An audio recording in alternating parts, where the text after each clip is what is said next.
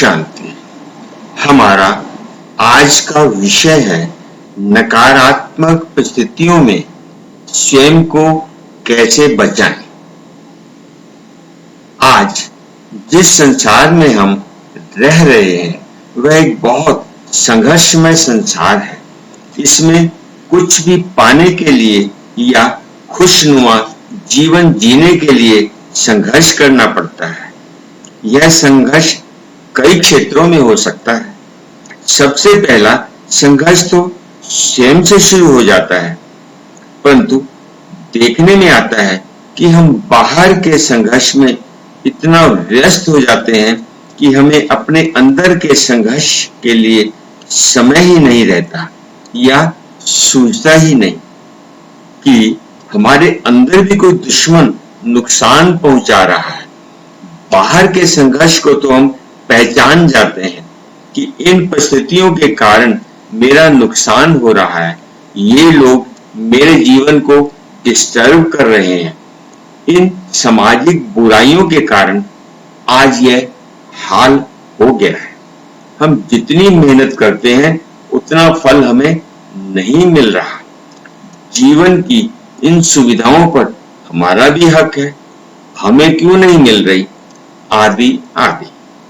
ये कुछ बातों के समाधान में ही अपना सारा जीवन लगा देते हैं, परंतु फिर भी इनका समाधान पूर्ण प्राप्ति नहीं हो पाती, जिस कारण से हमारा जीवन असंतुष्टता में ही बसर हो जाता है।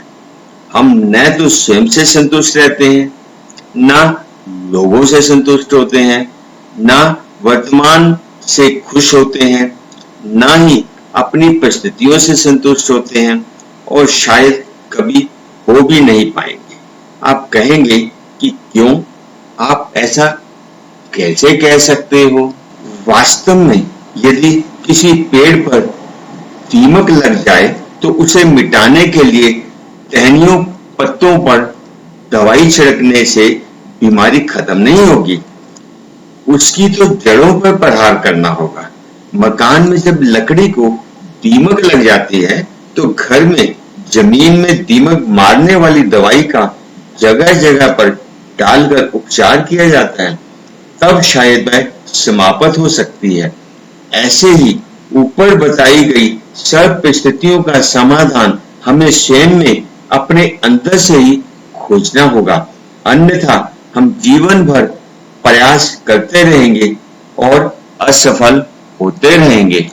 संसार के नकारात्मक वातावरण से स्वयं को बचाने के लिए हमें अपने अंदर से शुरुआत करनी होगी। यह अपनी बुद्धि से निकाल दीजिए कि कोई व्यक्ति गलत कर रहा है। यदि कर भी रहा है तो आप क्या कर सकते हैं? आप इतने शक्तिशाली नहीं हैं कि किसी को गलत कार्य से रोक सके। आप तो अपने बच्चों को, माता पिता को, अन्य संबंधियों को भी अपने अनुसार नहीं चला सकते, तो विश्व के लोगों को अपने अनुसार देखने का स्वप्न छोड़ दीजिए। नहीं तो आपको नुकसान तो हो ही रहा है, ये और बढ़ता जाएगा, क्योंकि हर व्यक्ति अपने अनुसार करने को स्वतंत्र है। जो जिसको ठीक लग रहा है वह वैसे ही कर रहा है, बस केवल आप स्वयं पर ध्यान दीजिए।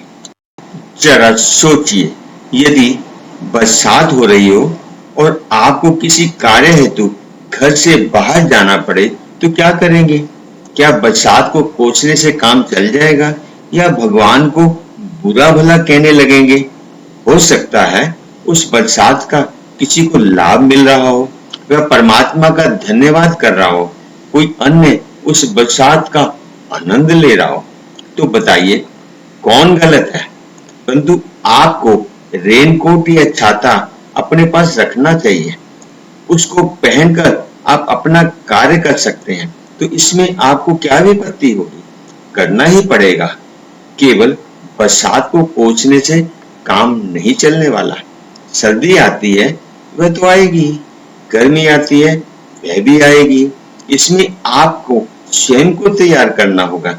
गर्म कपड़ों को पहनकर या एसी कूलर का प्रबंध करके आप उसमें आनंदित रह सकते हैं।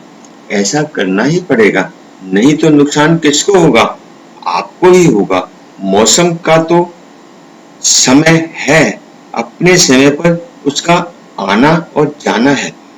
जीवन भी विभिन्न रंगों से, मौसमों से भरा पड़ा है। हमें उसमें ही स्वयं को तैयार करना पड़ेगा, अन्यथा नुकसान हमारा ही होगा। यही कारण है हमारी वर्तमान समस्याओं का।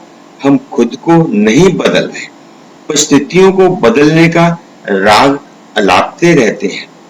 अब देखिए, भारतवर्ष के साइचीन क्षेत्र में बर्फ का इतना ठंडा वातावरण है कि वहां पर व्यक्ति कुछ सेकंड भी जीवित नहीं रह सकता, परंतु देश के जवान वहां पर किस प्रकार से देश की रक्षा में हर समय लगे रहते हैं, कैसे सरकार ने उनके लिए ऐसे वातावरण में उनके रहने के लिए पूर्ण रूप से हर प्रकार का प्रबंध किया है, जिसका वह पूर्ण रूप से प्रयोग कर देश की रक्षा में लगे हुए हैं बिना किसी शिकायत के। तो प्यारे साथियों, जरा सोचिए उनके मुकाबले में हमारी हालत कैसी है। तो हमें स्वयं को ही बदलना होगा। नकारात्मक वातावरण में भी हमें स्वयं को इस प्रकार से एडजस्ट करना होगा कि जिसका हम पर कोई दुष्प्रभाव ना पड़े या हम डिस्टर्ब ही ना हो।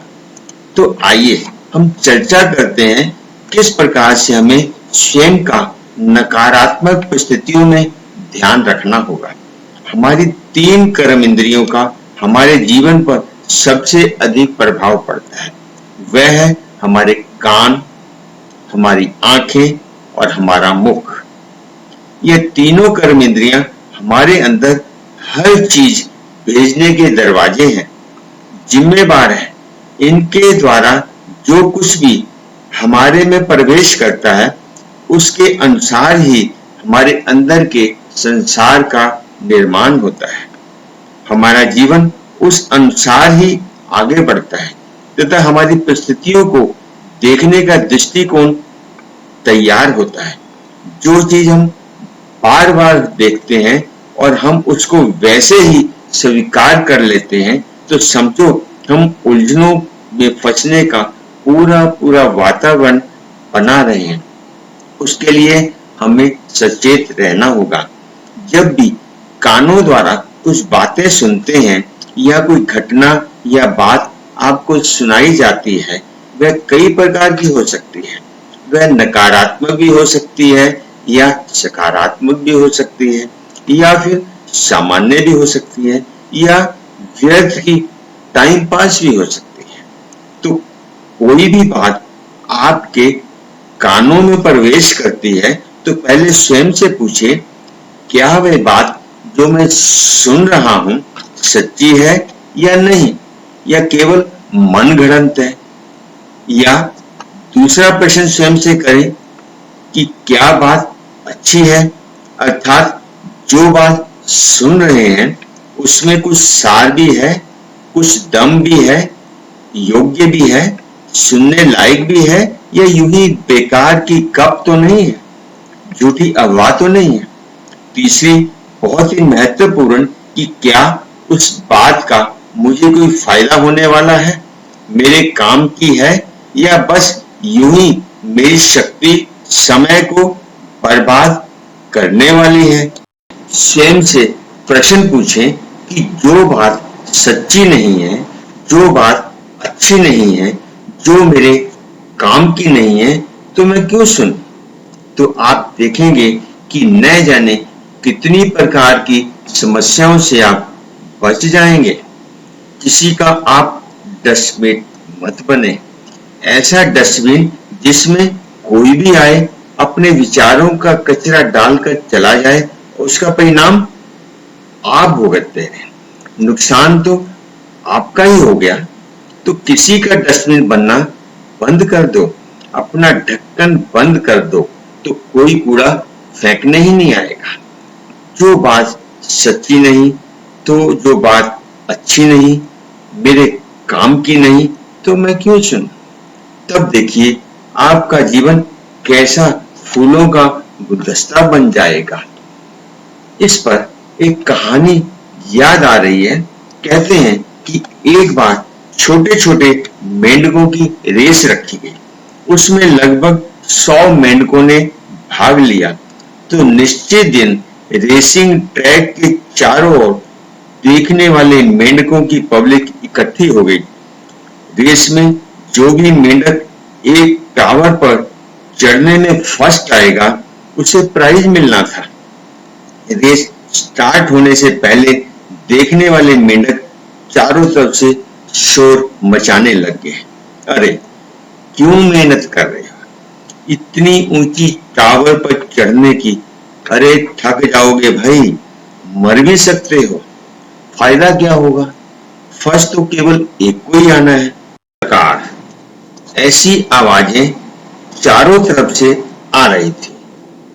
तो हुआ क्या, ऐसी बातें सुनकर कुछ मेंढकों ने सोचा कि हम वैसे ही पागल हो रहे हैं दौड़ने के लिए। तो साथियों 50 मेंढक तो रेस शुरू होने से पहले ही मना कर गए। शेष ने रेस प्रारंभ की, परंतु चारों तरफ वही आवाजें आ रही थी जिनको सुनकर धीरे धीरे बीच में ही मेंढक अपना हौसला हारकर रेस समाप्त कर रहे थे, क्योंकि रेस थोड़ी कठिन भी थी।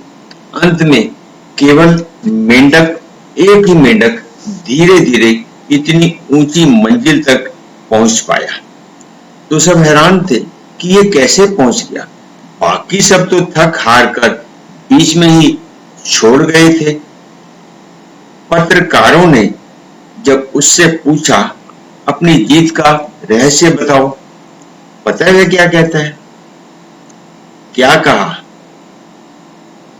अर्थात क्या कहा दोस्तों, वह मेंढक बहरा था। वह बताने लगा तो कहने लगा, जब चारों तरफ से कुछ शोर की आवाजें आ रही थी तो मैं समझ रहा था कि सब मेरा उमंग उत्साह बढ़ा रहे हैं। शाबाश, थोड़ा और जोर लगा, थोड़ी और शक्ति लगा तो मेरे में हिम्मत आ गई, तो मैंने हौसला नहीं हारा। तो साथियों ये है हमारी सोच, इसलिए बाहर की नकारात्मक बातों को सुनना छोड़कर उसे अपनी शक्ति बना लो। तो बाहर की कमजोर वातावरण, नकारात्मक बातों से बाहर से आप अपने कानों को बंद कर लो तो हर परिस्थिति से सुगमता से पार कर सकेंगे। तो ये संसार में जीने के लिए, परिस्थितियों में जीने के लिए एक बहुत सुंदर तरीका है कि हम नकारात्मक बातों को सुनना ही बंद कर दें। हमारी दूसरी कर्म इंद्री है हमारी आंखें। आंखें हमारी बुद्धि रूपी कैमरे की आंख है। जो भी हम इन आंखों से देखते हैं उसका चित्र हमारी बुद्धि में चित्रित होकर कंप्यूटर की तरह फाइल बना लेता है, जिसको जब चाहे एक मात्र संकल्प के बटन से ओपन कर सकते हैं। आंखों द्वारा जो भी देखते हैं वह हमारे मन में एक पक्की छाप लगा देता है, तो फिर कभी मिटता नहीं है। आंख हमारी सबसे बड़ी शक्ति है जो प्रकृति द्वारा मानव की सेवा में जीवन को सुचारू रूप से चलाने के लिए उपहार के रूप में मिली हुई है। परंतु आंखें तो एक जरिया मात्र है, वास्तव में उसके पीछे जो आत्मा की शक्ति मन है वह हर वस्तु को हमारे अंदर पहुंचाती है और फिर बुद्धि निर्णय लेती है कि यह मेरे काम की है या नहीं। जब उसके काम की होती है तो वह उसको परमानेंट स्थान दे देती है, अन्यथा उसको कंप्यूटर के माउस की तरह डिलीट मारकर समाप्त कर देती है। इस प्रकार वह सिलेक्टेड चित्र जीवन भर हमारे साथ घूमते रहते हैं। जब तक ये हमारा जीवन रूपी कंप्यूटर प्रॉपर काम करता रहता है, फिर उसके बाद उनके प्रभाव से हमारे संस्कार बन जाते हैं, जिससे वैसा ही हमारा दृष्टिकोण बन जाता है।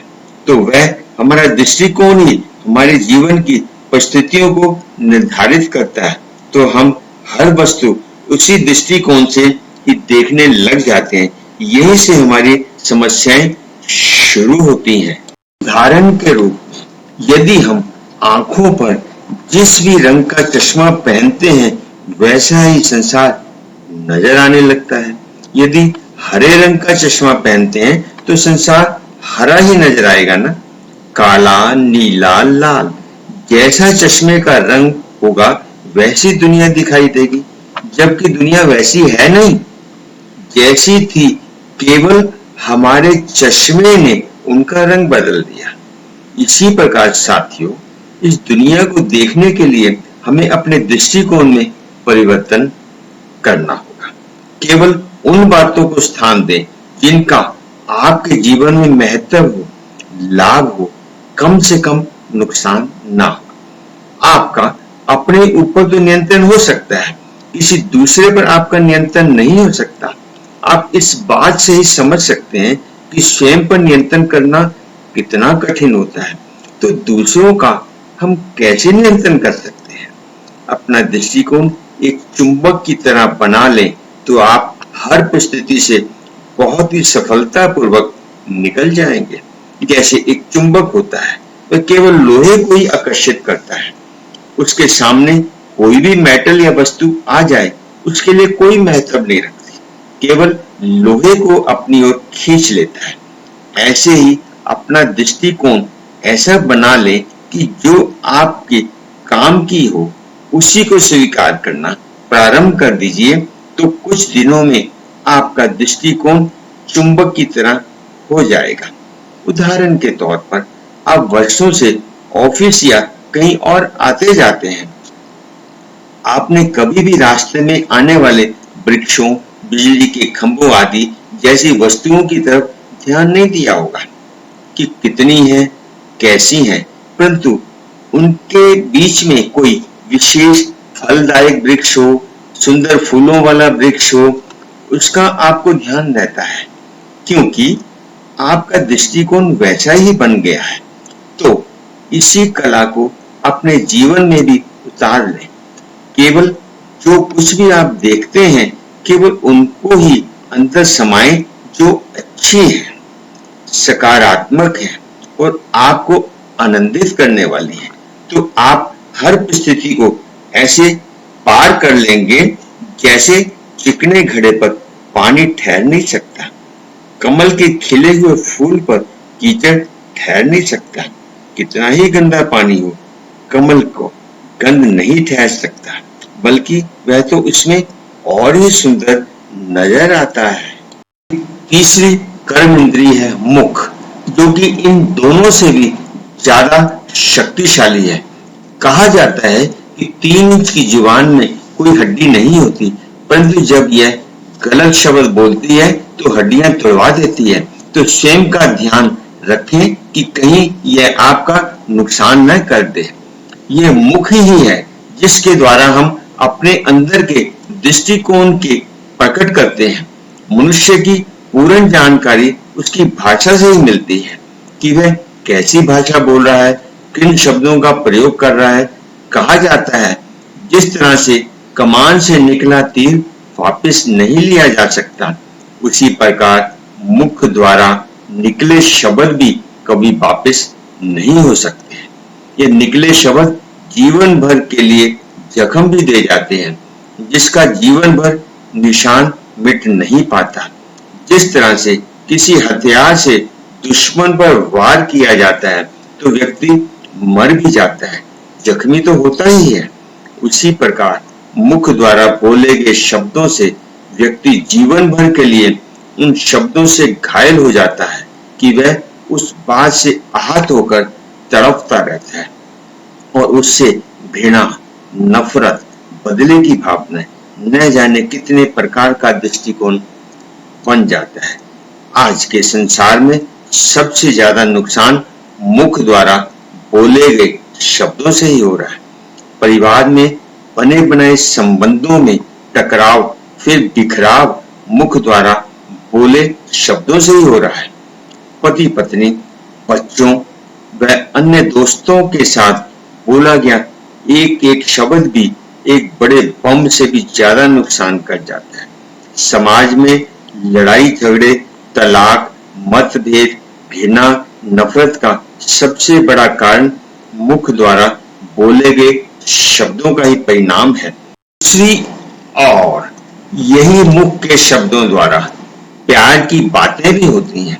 मुख द्वारा बोले गए शब्द वरदान भी होते हैं। प्रभु का नाम भी इस मुख द्वारा ही लिया जाता है। शब्दों में इतनी सकारात्मक शक्ति होती है कि व्यक्ति का जीवन ही बदल जाता है। हमारे पूर्वजों के द्वारा ये शब्द कहे जाते हैं कि जिसके कारण से बड़ी बड़ी क्रांतियां तक आ चुकी हैं। कहा जाता है कि तुम मुझे खून दो, मैं तुम्हें आजादी दूंगा।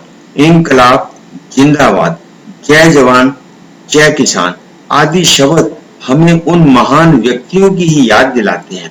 ये शब्द ही हैं जो मुख से निकलकर बड़ी बड़ी क्रांति ला देते हैं। इन शब्दों से इतिहास तो भरा ही पड़ा है। हमें अपने मुख द्वारा बोले गए शब्दों पर ध्यान देना होगा। यह हमारे हाथ में है कि मुख को तोप के रूप में प्रयोग करें या बांसुरी के रूप में प्रयोग करें।